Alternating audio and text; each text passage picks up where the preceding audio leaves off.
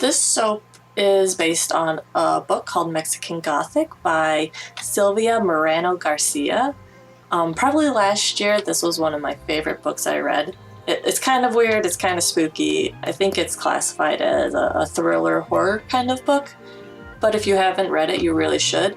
I'm going to try to go through this soap without letting out any spoilers, just to kind of save you guys who do want to read this book. Before I even start making any of the cold process soap, I'm going to make the embeds that I plan on putting on top, which are these adorable little mushrooms. I paint the silicone mold with mica and then just pour in the melt and pour soap, and the mica ends up sticking to the melt and pour soap as it dries, which is a nice kind of light way to color the soap without it being too overpowering. And it's an easy way to get multicolored melt and pour soaps that are very exact and specific where the color is supposed to be.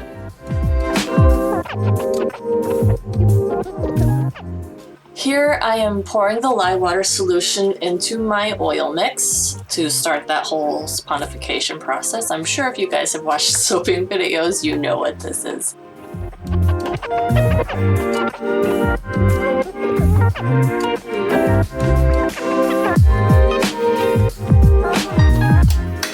So I make such small batches that I have to be very careful not to overmix.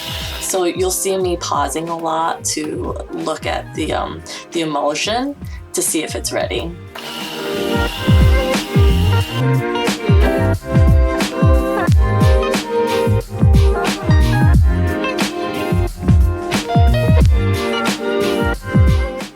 This color right here is one that I whipped up myself. It's Flash Dance and Pow Pow Purple and Wicked Black. I'm trying to match the dress on the cover of the book. This is what I kind of came up with. I think it's pretty close. And I like to whisk it up if it doesn't have TD, titanium dioxide, in it, just because I do try to keep my pores fluid. But this one I am going to end up using the stick blender a lot because I need a thicker batter for the technique I'm going to try. And you can see the absolute mess that I'm making. This soap was a little difficult for me. I was forgetting stuff, I didn't measure my soap out properly, but you'll see in the end it still came out pretty nice.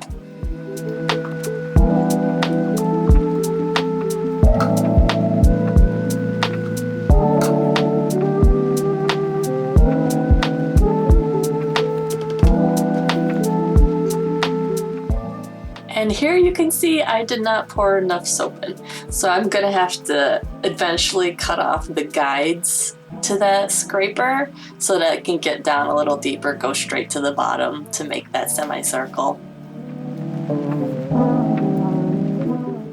And there we go, much smoother.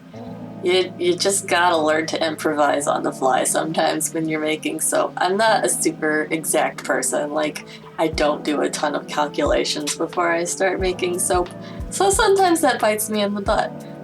But I'm a pretty creative person, so I can come up with solutions.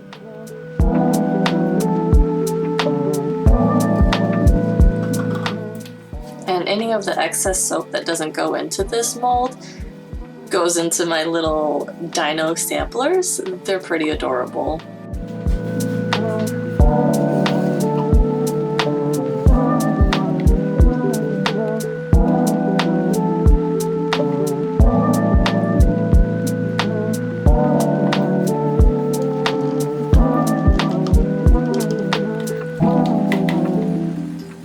So this color is another crazy mix. It's Astro Green, a little bit of Wicked Black, and the maniacal P. Some of these names are just fantastically ridiculous.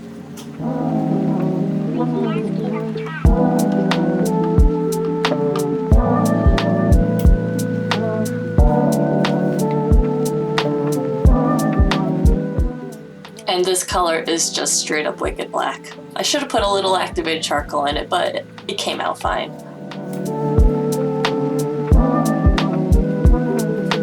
Thank you.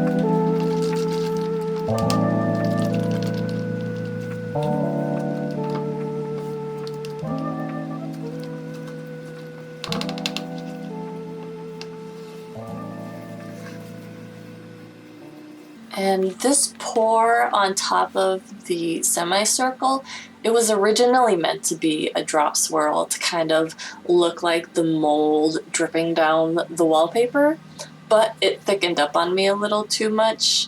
Like I said, the soap was pretty difficult from beginning to end, but I'm still happy with how it came out. And in the book, they drink a lot of wine, so I wanted to go with a raspberry Merlot scent for this. And what I'm finding with scents is when you open the bottle up and smell it, that's not necessarily what your soap is going to smell like. Because when I opened this up, it smelled like medicine. But as the soap is cured, it smells better and better and better every day. More like wine and raspberries, like it's supposed to.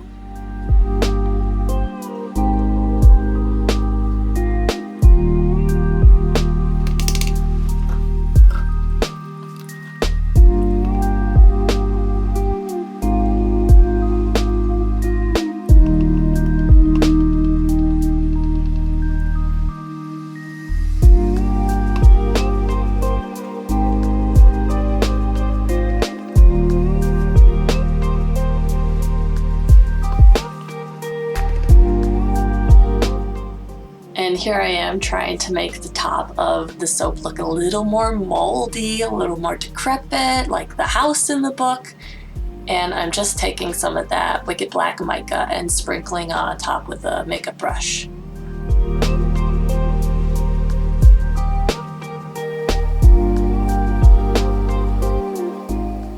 And here's my favorite part. I probably should have waited a little longer because the soap was still pretty soft, but putting on these little mushrooms was so cute. I know they're not supposed to be cute, they're supposed to be creepy and eerie.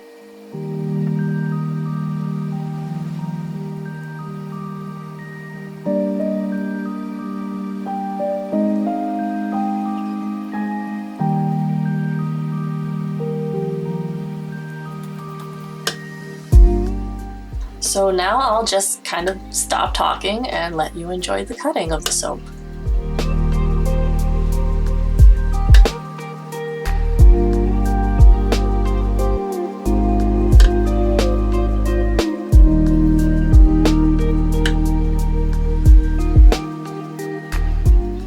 So thanks for watching. Check out my Instagram. I have a TikTok. And check out my Etsy.